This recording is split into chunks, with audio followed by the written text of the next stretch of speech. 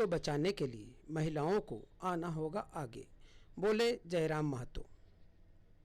कंपनियों की नीति ईस्ट इंडिया कंपनी से भी खौफनाक है, बोले विकास महतो। हजारीबाग केरेडारी प्रखंड हजारीबाग झारखंडी भाषा खथियान संघर्ष समिति के तत्वाधान में केरेडारी प्रखंड अंतर्गत चट्टी बरियातू पंचायत के नरजोड़वा टाण में खतियानी महाजुटान कार्यक्रम का आयोजन किया गया। कार्यक्रम की अध्यक्षता बुट्टन उर्फ बैजनाथ महतो ने किया और संचालन कृष्णा यादव ने किया। कार्यक्रम में बतौर मुख्य प्रवक्ता के रूप में टाइगर जयराम महतो शामिल हुए, वहीं विशिष्ट अतिथि के तौर पर विकास महतो शामिल हुए। कार्यक्रम को संबोधित करते हुए जयराम महतो ने कहा है कि कनपुरा में 35 कोल कंपनियां पांव पसारने को तैयार है।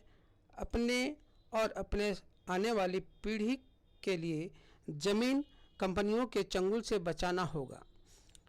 जमीन बचाने के लिए कंपनियां दमनकारी नीति के सहारे पुरुषों के ऊपर कानूनी दांव पेच लगाती है। इसलिए माई माटी को बचाने के लिए महिलाओं को अपनी शक्ति पहचान कर उस शक्ति का उपयोग करना होगा, नहीं तो आने वाली पीढ़ी यायावार के तौर पर जानी जाएगी। आज इस गोदरपुरा की धरती अगर आप लोगों को जानकारी है द्वारा जो झारखंड समिति का जो मेरे पास है, आज जो आप लोग जिस दमन हो, जिस तरीके से संविधान के खिलाफ जाकर FIR हो रहे हैं, जिस तरीके से जमीन का मुआवजा दिए उनके जमीन अधिग्रहण कर लिया खनन के लिए या ट्रांसपोर्ट के लिए, या फिर जिस तरीके से गांव के लोगों ने ये कहा कि ये जो गांव वाले के चलने वाले जो रास्ते हैं उस रास्ते से ट्रांसपोर्टिंग नहीं किया जाए, क्योंकि ट्रांसपोर्टिंग होने से आए दिन घटनाएं होगी और मरने के बाद मुआवजा देना कोई समाधान नहीं है। तो अलग रास्ते निजी बना लिए जाए, लेकिन फिर भी जनता की कोई बातों को बिना सुने जबरदस्ती जो किया जा रहा है उसके खिलाफ जनता को जागरूक करने के उद्देश्य से आज का ये कार्यक्रम किए हैं। आज इस विकास के बारे में कहना चाहता हूँ, ये विकास नहीं है, ये विनाश है। लोग कहते हैं कि नहीं ये विकास है, हम ये कहते हैं कि बिजली की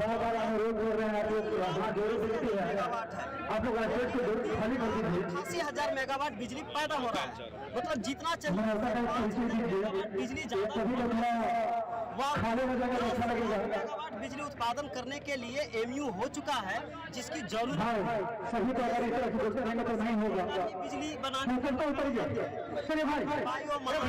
ऊर्जा खुद NTPC सोलर से बिजली बनाने का काम करती है। तो ऐसे तमाम चीजें हैं बिजली बनाने के लिए।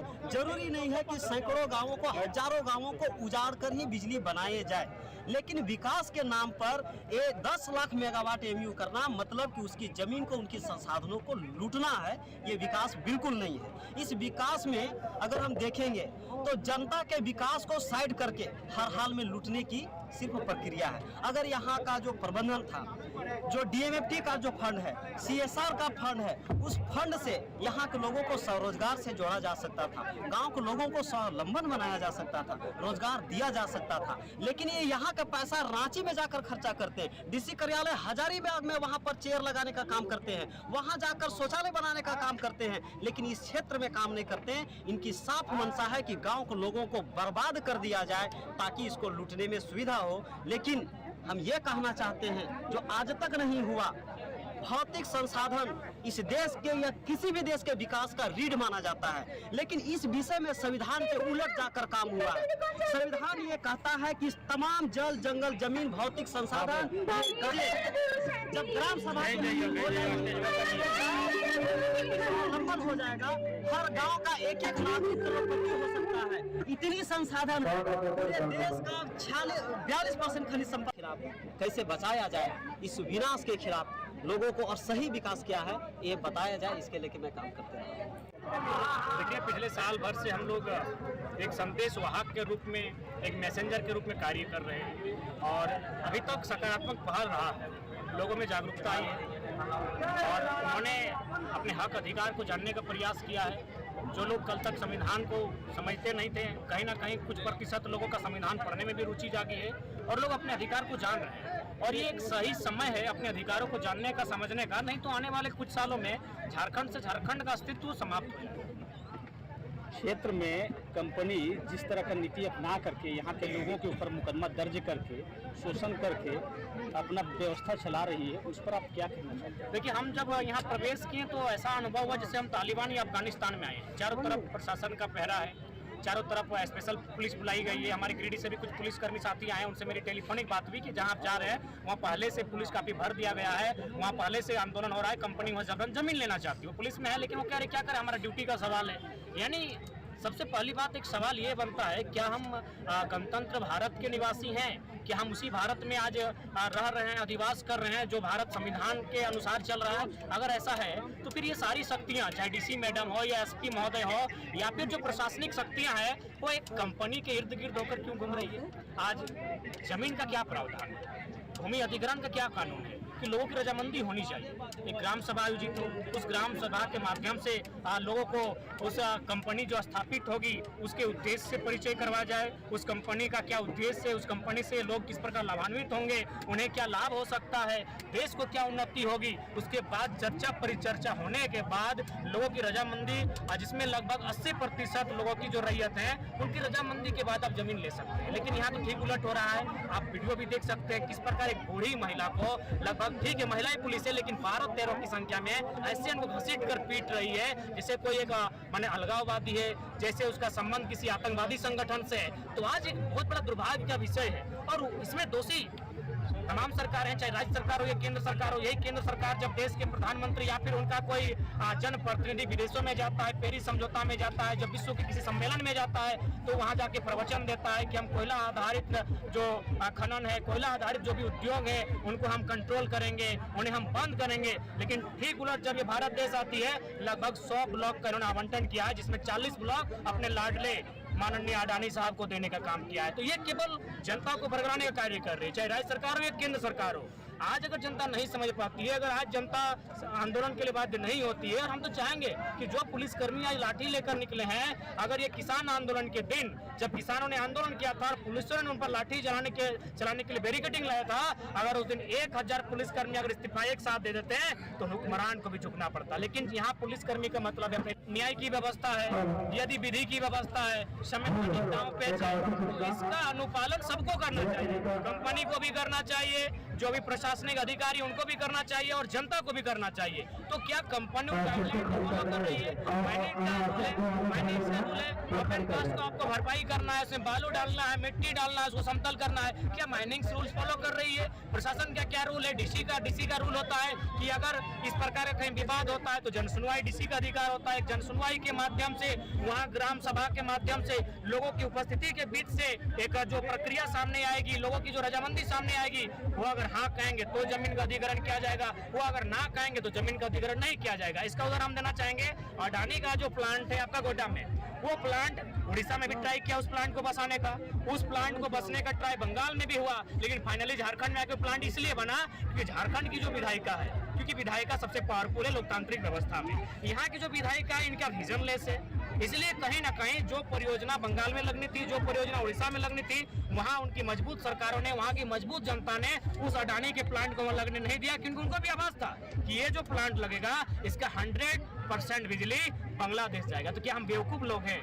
क्या हमारे शकल पर बेवकूफ लिखा है? इसलिए उड़ीसा और बंगाल ने उस योजना को सीधे धराशायी किया, उस जमीन को उन्होंने नहीं दिया, उखाड़ कर फेंका, वह यहाँ जबरन आती है, कई हजार एकड़ जमीन अधिग्रहण करती है, मारती है, पीटती है, मुकदमा दायर करती है और फाइनली जोर जबरदस्ती एक डिक्टेटरशिप के रूप में अडानी प्लांट वहाँ बिजली भी उत्पादन करती है और 100% बिजली बांग्लादेश को बेचा जा रहा है। दादा, जिस क्षेत्र में एनटीपीसी क्रूरता से पेश आ रही है, उस क्षेत्र की विधायिका का जो है सो अपना राज्य सरकार में अहम भागीदारी है, क्या विधायक के ऊपर क्या कुछ कहना चाहेंगे? देखिए, बिल्कुल जो विधायिका है कहीं ना कहीं वो सत्तारूढ़ दल की हैं और सत्तारूढ़ दल की है, इसका स्पष्ट है कि कहीं ना कहीं आपकी शॉर्टकट हो सकती है और नहीं तो फिर आप सरकार आपकी है, आप सरकार के माध्यम से, और ये रूल है कंपनी का, ये रूल है जो अगर जमीन भी ले ली, अगर उसमें कोई परियोजना नहीं खड़ी हुई है तो 5 साल के भीतर राज्य सरकार उसमें समीक्षा करते हुए रैयत को जमीन वापस कर सकती है, लेकिन यहाँ सोई हुई है।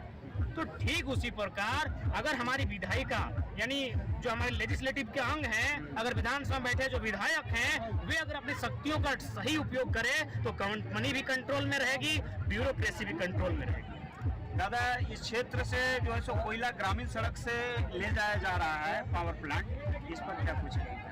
देखिए, जैसा कि सुनने में भी आया, कहीं ना कहीं इस दुनिया में और भी बहुत सारे देश है जहां जब बिजली का अथवा किसी ऊर्जा का उत्पादन होता है तो उसके लिए चाहे कोयला के माध्यम से हो, यूरेनियम के माध्यम से हो या फिर अन्य जो स्रोत हैं उनके माध्यम से उसका सृजन किया जाता है। लेकिन दुनिया के देशों ने, खासकर एक चेरनोबिल घटना हुआ था आपका यूरोप में, वहाँ जब वो घटना हुआ तो उन्होंने क्या किया, उस घटना के बाद उस प्रोजेक्ट को ही बंद कर दिया। उन्होंने एक स्टेटमेंट जारी किया कि इंसान का कत्ल करके, पर्यावरण को क्षति पहुंचा के हम किसी प्रकार का विकास नहीं करेंगे। लेकिन यहाँ ठीक उलट है, यहाँ पर्यावरण की भी क्षति होगी।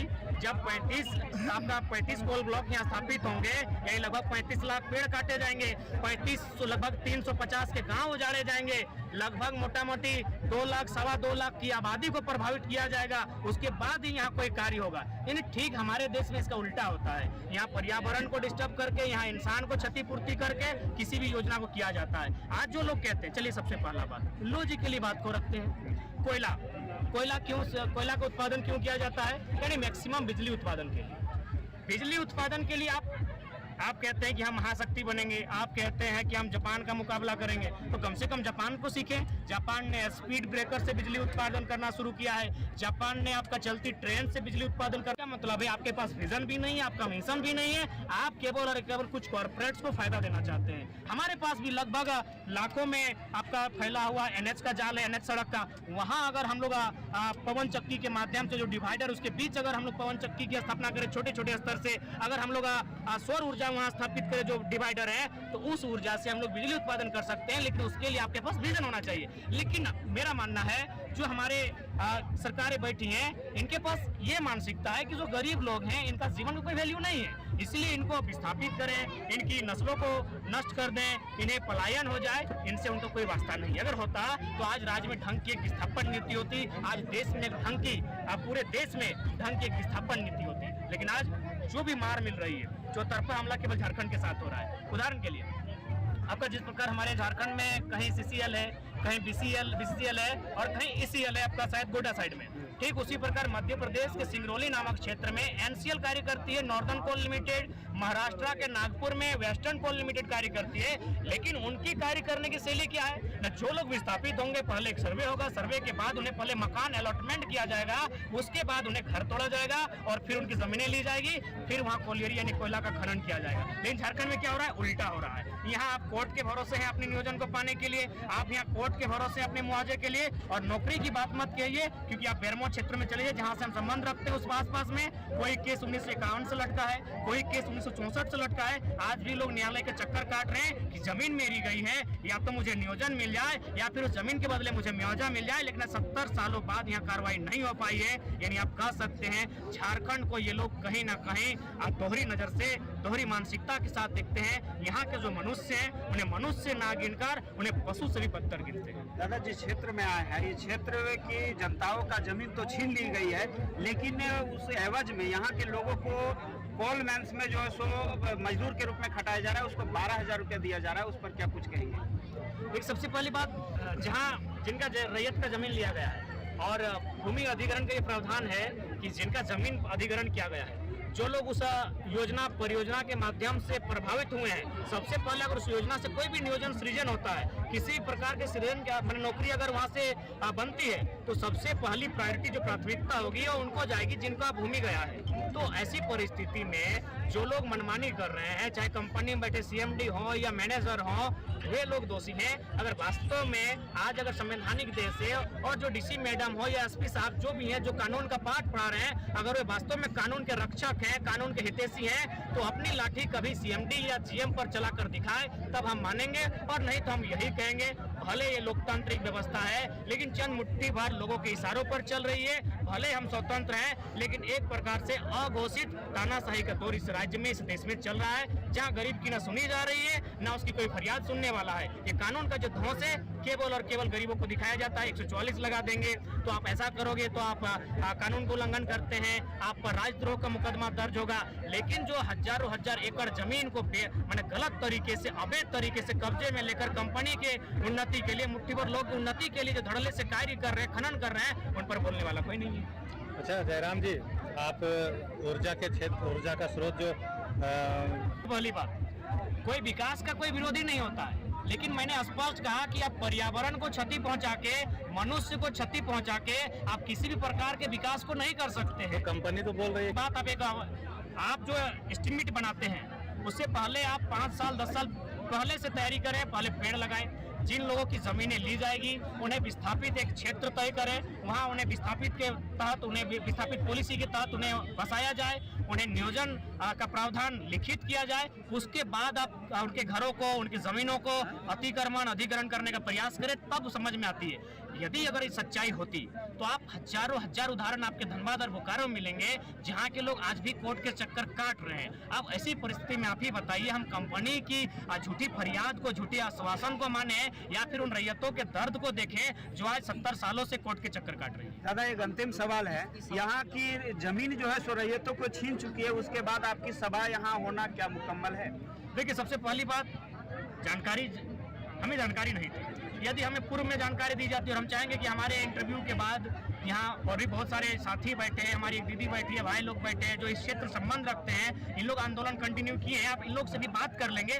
तो मुझे चूंकि जानकारी उस समय नहीं थी, अगर उस समय जानकारी होती तो हम उस समय यहाँ आते हैं, लेकिन देर आए दुरुस्त आए। हम आज जो भी इनका मुद्दा है, जो भी इनका संघर्ष है, उस संघर्ष में इनके साथ। दादा, इस क्षेत्र में कई कंपनियां का आगाज हो चुका है, कई जगह में, और क्या कहीं सभा करेंगे आप? निश्चय ही, चूंकि अभी जो हमारी लड़ाई रहेगी वो कहीं ना कहीं जो कोल ब्लॉक्स मनमाने ढंग से यहाँ विस्तार किए जाएंगे, जिनका विस्तारीकरण किया जाएगा, और उसका एक इश्तेहार पढ़ रहे हैं तो उसमें स्पष्ट लिखा है जो ग्राम सभा है उसको कहीं ना कहीं हटाया जा रहा है। तो ग्राम सभा यदि हटाया जा रहा है, यानी इससे आप दूसरा एंगल खोज सकते हैं कि आप जब ग्राम सभा को निरस्त किया जा रहा है तो फायदा किसको मिलेगा? फायदा कंपनी को जाएगा।